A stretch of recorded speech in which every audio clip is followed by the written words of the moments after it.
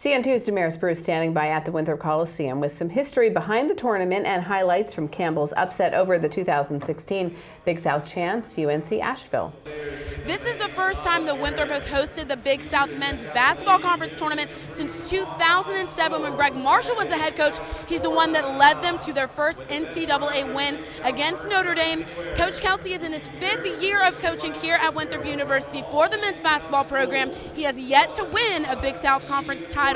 Defense is going to be the key for the Winthrop Eagles. They find that in players like Dubio, KK, and Josh Davenport. Let's take a look at some of the highlights from a UNC Asheville Campbell game that had a very unexpected turnout to it. Campbell beating the UNC Asheville Bulldogs final score of 81-79. Campbell came into the tournament and ranked number 7, UNC Asheville number 2. Last time a number 7 seed beat a number 2 seed was in 2015 when Gardner Webb knocked off High Point. Now Campbell's Chris Clements, he had 51 points. UNC Asheville is a very talented team, though. They have a lot to be proud of. Their head coach, Nick McDevitt, he is in his 4th year of coaching at UNC Asheville. He was just named Big South Men's Basketball Coach of the Year, and the UNC Asheville Bulldogs made the appearance in the NCAA tournament, falling in the first round to Villanova, who, let me remind you, beat UNC Chapel Hill on a buzzer beater by Chris Jenkins. Now later here tonight, the Winthrop Eagles are going to take the court against Charleston Southern, who came off of a very close game against Longwood. Winthrop has beat Charleston Southern 6 times before this meeting, and then Winthrop, if they win against Charleston Southern, they will face the winner of Gardner Webb and High Point, which we play at 9 p.m. tonight. Be sure to stay tuned to all of our social media as I will be here covering the game, and we'll be doing a Facebook Live right before tip-off. That's it from me here at Winthrop Coliseum. I'll toss it back to you in the studio. One local baseball player may play between 2nd and 3rd base on the diamond, but the ballpark is definitely his second home. Hey Mitch, how does it feel to be home? No place like home. I'm CN2's Damaris with how he is making a home run in his personal life. Mitch Spires is a junior on the Winthrop baseball team, recently moving to the position of shortstop. This past summer, Mitch developed swelling in his right arm, coming to find out that he had a blood clot due to a condition known as thoracic outlet syndrome. Mitch had surgery to remove the blood clot and one rib to prevent this from happening again. I did ignore the swelling for a couple weeks, and they told me I was less than a week away from never using my right arm again. They said it would have just swelled up, and the lack of blood flow to it, I would have just lost all muscle movement out of it. Mitch comes from a deep background in the sport of baseball. His father was an All-American at Coastal Carolina University, and his older brother played college baseball as well. The possibility of never being able to play again hadn't crossed Mitch's mind until he was diagnosed with the blood clot. Laying in the hospital bed, I was kind of like, wow, this is the first time it's really been taken away from me, so kind of made me respect the game a little more.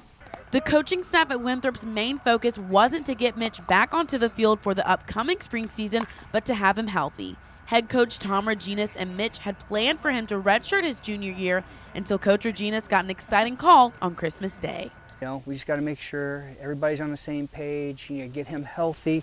We're not even talking about baseball. Well, the doctor, his mom and dad had talked, and the doctor gave him clearance that he could play if that's what he decided to do. Mitch making the decision to compete with the Eagles baseball team this upcoming spring, working hard with the athletic training staff every day to get him ready for a great season.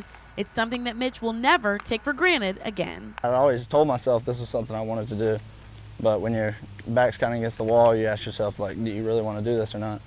And this is where I want to go. This is how I want to do it.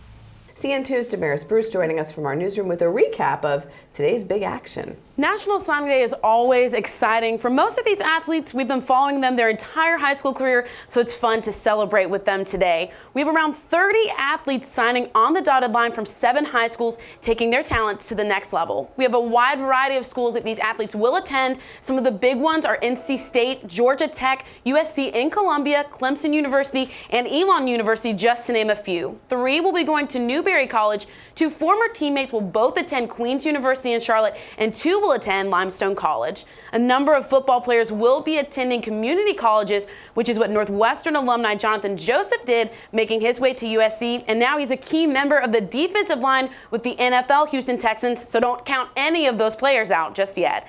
Mostly football and soccer athletes take part in today's signings. There will be another signing day period in April, and that's for other sports and those athletes who are still undecided.